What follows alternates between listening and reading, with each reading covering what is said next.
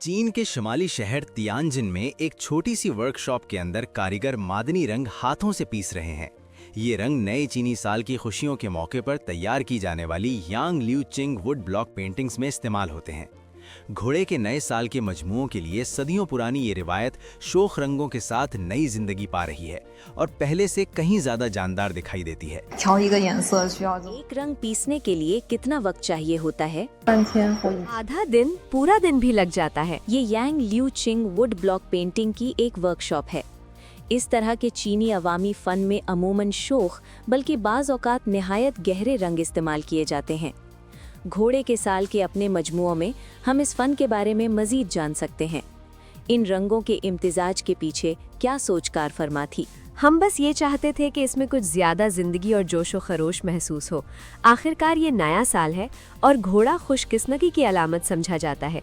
जब वो सर पर दौड़ता है तो एक हल्का, फुर्तीला और वलवला अंगेज एहसास पैदा होता है। रवा बर्स के घोड़े के मौजू पर मबनी प्रिंट्स भी देखिए। इनके रंग वाकई हैरत अंगेज हैं। खास तौर पर ये कौसे क़ज़ा जैसे रंगों वाली अयाल बेहद दिलकश है। जामनी, पीला और नारंगी। फिर हम इसमें थोड़ी सी स्याही शामिल करते हैं। इसी तरह हम ये खूबसूरत कसीर रंगी असर हासिल करते हैं। हम नए साल की पेंटिंग्स में जो रंग इस्तेमाल करते हैं वो दरअसल रिवायती चीनी मसूरी के रंगों से काफ़ी हद तक मिलते जुलते हैं। लिहाजा मादनी सब्ज और लाजवर्दी नीला रंग अमूमन लिबास के लिए इस्तेमाल होते हैं, जबकि ओखर और सिनाबार चेहरों की रंगत के लिए मखसूस होते हैं। आप चाहते हैं कि रंग बरसों तक नुमाया और शोख दिखाई दें तो फिर मादनी रंग ही इस्तेमाल करना होंगे। इनके रंग शोख होते हैं मगर साथ ही इनमें एक गर्मजोश साख्त भी बरकरार रहती है और ये मादनी रंग एक धाती चमक भी रखते हैं।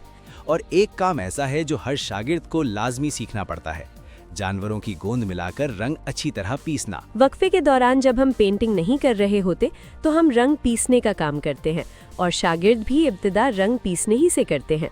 पहले अपने सामान और मवाद पर महारत हासिल करना ज़रूरी है, वरना मुसव्विरी आसान नहीं होती।